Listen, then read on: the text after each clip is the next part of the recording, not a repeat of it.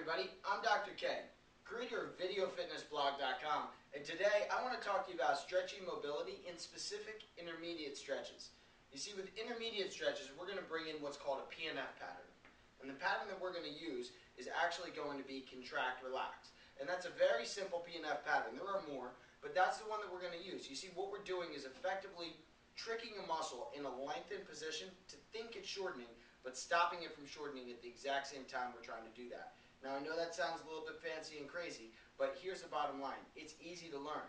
Remember, in the beginning, when you're learning stretching, it's important that you don't push for the hardest stretch first. This very well may not be appropriate, especially if you're just starting out in the weightlifting program. However, if you've been in the gym for a while, you're not making flexibility gains that you'd like to see, and you're seeing your body sort of tighten in and start to shorten over in the pec region, in the hamstrings, and the hip flexors, the typical patterns that you often see, it's time to start employing some of these techniques. Let's take a look at a standing hip flexor stretch. Well, if I were to just do a static stretch, from here I would just lean in, almost like a laser target, towards the opposite heel, but directly across in line with this foot. And I would just lean in with my pelvis till I felt a stretch right here.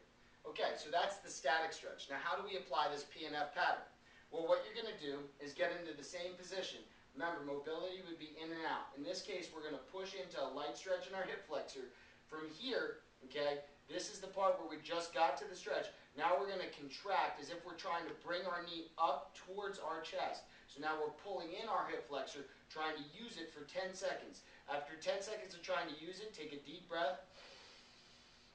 And as you exhale, stretch just a little bit further and relax your muscle. Repeat this cycle 3 times. Again, I'm holding right here, and then after 10 seconds, I'm going to try and pull my knee up towards my chest. Take a deep breath after 10 seconds.